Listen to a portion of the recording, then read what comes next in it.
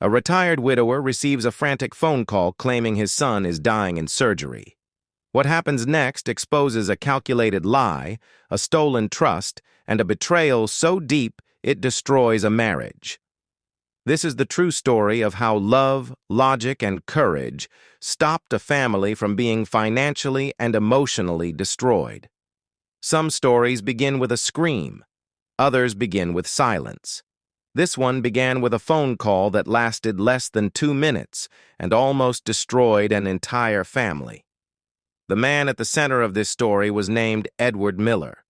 He was 68 years old, retired, widowed, and living alone in a quiet suburb outside Columbus, Ohio.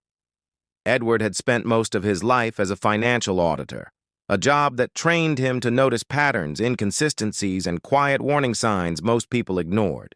For decades, numbers had told him the truth when people would not. But on a Tuesday afternoon, none of that mattered, because the voice on the phone belonged to his daughter-in-law, and she sounded like she was watching her world collapse. "Dad," she said through sobs, "there's been an accident. Mark is in surgery at Riverside Methodist Hospital. They need $180,000 immediately, or they're going to stop the procedure." Edward felt the room tilt. Mark was his only son. "An accident?" Edward whispered. "What happened?" "A structural failure at a job site," she cried. "He was overseeing a commercial renovation downtown. Something collapsed. Dad, please, I'm begging you. They're saying if we don't pay now, they'll move him to another hospital and he might not survive the transfer." When you hear that your child might die, logic does not arrive to help you.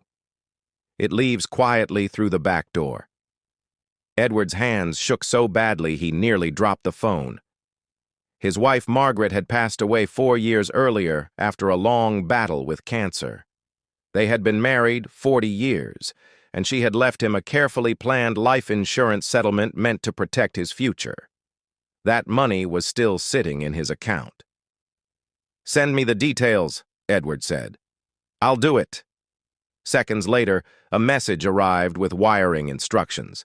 Edward stared at the screen, his finger hovering over the confirmation button. And then something small stopped him. Not fear. Habit. The routing number did not look like a hospital account. Edward had spent his entire career dealing with institutional transfers. This number looked personal. He swallowed. "Why isn't the hospital billing insurance?" he asked carefully. "Mark has full coverage through his engineering firm." There was a pause. Just half a breath too long. "They need payment up front," she said quickly. "Insurance reimburses later." Edward felt something shift inside him. American hospitals did not work that way. Emergency surgeries were never halted for wire transfers. "Which operating room is he in?" Edward asked. "And who's the surgeon?" Another pause. "Dad, please," she snapped. "You're wasting time. He could die while you're interrogating me." Edward closed his laptop. "I'm calling the hospital to confirm," he said. "Stay on the line." She tried to stop him. He did it anyway.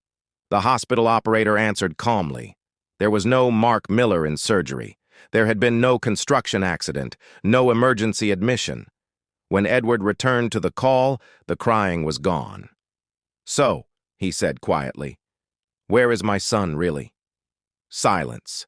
Then her voice changed completely. "He's in Denver," she said flatly, "on a work trip. He gets back Thursday." Edward sat down slowly. "No accident?" he asked. "No." "And the money?" She laughed. "I deserve it," she said. "Do you have any idea what it's like being married to your son? Mr. Responsible, Mr. Save Every Dollar, 6 years and I'm still driving a Toyota while my friends have luxury SUVs?" Edward couldn't speak. "I already invested $50,000 from our savings," she continued, "without telling him. I just needed more to close a real estate deal, a ski condo in Colorado. It's going to triple in value." "You lied about my son dying," Edward said. "You would have sent it," she replied coldly. "I studied this. Seniors panic during medical emergencies. They don't think." That word echoed. Seniors. When Edward told her he would tell Mark everything, she threatened him. She said she would tell Mark that Edward had tried to bribe her, that he was confused, that he had been forgetting things since his wife died.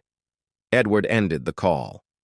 What she did not know was that Edward had recorded everything. Later that night, he called his longtime attorney, Daniel Brooks. Daniel listened quietly.